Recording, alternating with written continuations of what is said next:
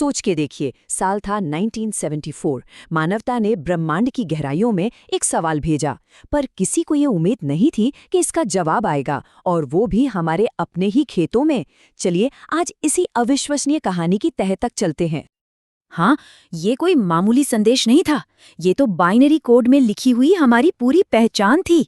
समझिए, एक डिजिटल बोतल में बंद पैगाम जिसे हमने आसमान के महासागर में फेंक दिया था, बस एक आवाज के साथ कि हम यहाँ हैं। लेकिन जो जवाब आया वो किसी रेडियो सिग्नल से नहीं आया, नहीं, बल्कि वो जवाब रातों रात हमारे ही खेत में छप गया था। तो चलिए सीधा चलते हैं उस दिन, उस पल में जब सब कुछ बदल गया। तारीख थी 19 अगस्त 2001 और जगह इंग्लैंड। इसे नाम दिया गया चिल बोल्टन फॉर्मेशन, और ये कोई अजीबोगरीब पैटर्न नहीं था। नहीं, ये एक सीधा साधा जवाब था, एक बातचीत उसी बाइनरी भाषा में जिसे हमने खुद शुरू किया था। जब साइंटिस्ट ने इस पैटर्न को एनालाइज किया ना, तो उनके होश ही उड़ गए। क्यों? क्योंकि ये बिल्कुल वैसा ही 23/73 का ग्रिड पैटर्न था जैसा हमने भेजा था, बिल्कुल वैसा ही, पर उसके अंदर की जानकारी वो हमारी नहीं थी। अब जरा इस तुलना को देखिए। हमने बताया कि हम कार्बन बेस्ड हैं, मतलब धरती पर जीवन का आधार कार्बन है। जवाब में क्या आया? सिलिकॉन बेस्ड लाइफ, वही जो अक्सर साइंस फिक्शन में सुनने को मिलता है। फिर हमने अपना डबल हेलिक्स डीएनए दिखाया, उन्होंने ट्रिपल हेलिक्स स्ट्रक्चर दिखाया। हमारी आबादी बताई 4.2 बिलियन, तो उनकी तरफ से जिक्र था 21 बिलियन का। मतलब ये एक आईना था, पर उस आईने में दिख रही तस्वीर बिल्कुल अलग थी। पर यह जवाब इतना चौंकाने वाला था क्यों? ये समझने के लिए पहले ये देखना जरूरी है कि हमने आखिर भेजा क्या था। इस मैसेज का नाम था एरेसीबो मैसेज। ये सेटी प्रोग्राम का हिस्सा था। सेटी यानी search for extra terrestrial intelligence, मतलब ऐसी एजेंसियां जो बाहरी दुनिया में जीवन ढूंढ रही हैं। तो इसी प्रोग्राम के तहत साइंटिस्ट ने 1679 बाइनरी डिजिट्स का एक पावरफुल रेडियो सिग्नल स्पेस में भेजा, और इन डिजिट्स को ऐसे कोड किया गया था कि वो मिलकर एक तस्वीर बनाए। और उस तस्वीर में क्या था? उसमें सब कुछ था, 1 से 10 तक की गिनती, हमारे जिंदा रहने के लिए जरूरी एलिमेंट्स जैसे कार्बन, हाइड्रोजन, हमारे डीएनए का डबल हेलिक्स स्ट्रक्चर, एक इंसान की आकृति, और हाँ, हमारे सोलर सिस्टम का नक्शा जिसमें अर्थ को हाईलाइट किया गया था। एक तरह से ये हमारा कॉस्मिक विजिटिंग कार्ड था। पता है, सबसे हैरान करने वाली बात क्या थी? साइंटिस्ट का अंदाजा था कि अगर ये मैसेज किसी तक पहुंचा भी तो जवाब आने में कम से कम 50,000 साल लगेंगे। 50,000 साल! लेकिन जवाब सिर्फ 27 साल में आ गया। और सुनिए, ये चिल बोल्टन फॉर्मेशन अकेला नहीं था, बिल्कुल नहीं। ये तो एक बहुत बड़ी और उलझी हुई पहेली का सिर्फ एक छोटा सा हिस्सा था। एक ऐसी पहेली जो कई दशकों से दुनिया भर के खेतों में बन रही थी।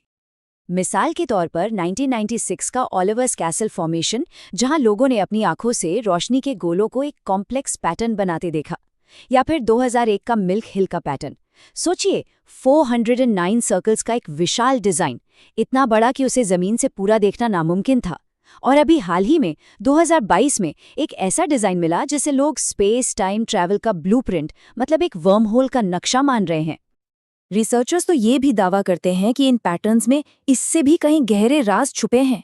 कुछ को तो म्यूजिकल नोट्स में डिकोड किया गया है, जैसे कोई आवाज के जरिए बात कर रहा हो। कुछ डिजाइन्स अनजान सोलर सिस्टम्स के स्टार मैप्स जैसे लगते हैं।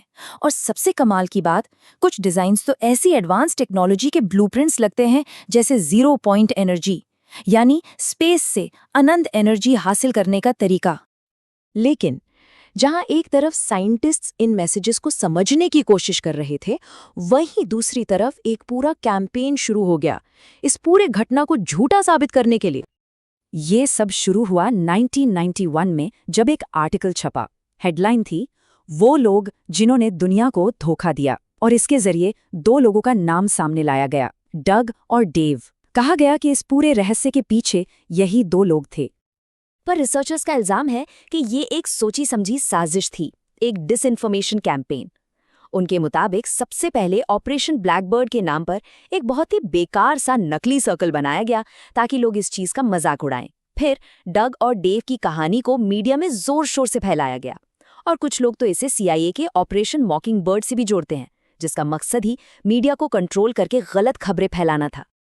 और डग और डेव की कहानी पर शक और भी गहरा हो गया जब उन्होंने खुद गवर्नमेंट पर केस कर दिया। उनका कहना था कि उन्हें ये झूठी कहानी सुनाने के लिए जो पैसे आने थे वो पूरे नहीं मिले। तो इस पूरी धोखे की कहानी के बावजूद कुछ ऐसे सवाल हैं, कुछ ऐसे सबूत हैं जिनका जवाब ये सीधी सादी एक्सप्लेनेशन दे ही नहीं पाती। जैसे कि इन सर्कल्स के अंदर माइक्रोवेव रेडिएशन मिलना, ऐसी एनर्जी जो पौधों को अंदर से पका सकती है, या फिर पौधों के तनों का फैल जाना जिसे लकड़ी के फट्टों से दबाकर बनाना तो बिल्कुल मुमकिन नहीं है। मिट्टी में अजीब उल्कापिंड के कणों का मिलना, और सबसे बड़ा सवाल, डग और डेव से सदियों पहले 1678 में द मूविंग डेविल नाम की घटना रिकॉर्ड की गई है, जिसमें बिल्कुल आज के क्रॉप सर्कल जैसी ही बात लिखी है। ये सब एक साधारण मजाक से तो कहीं ज्यादा है। तो आखिर सच है क्या? क्या ये सच में किसी दूसरी दुनिया से भेजे गए संदेश हैं जिसे हमसे छुपाया जा रहा है, या फिर ये इतिहास का सबसे बड़ा और सबसे सोचा समझा धोखा है? इसका जवाब आज भी इन पैटर्न्स की तरह ही एक अनोखा रहस्य बना हुआ है।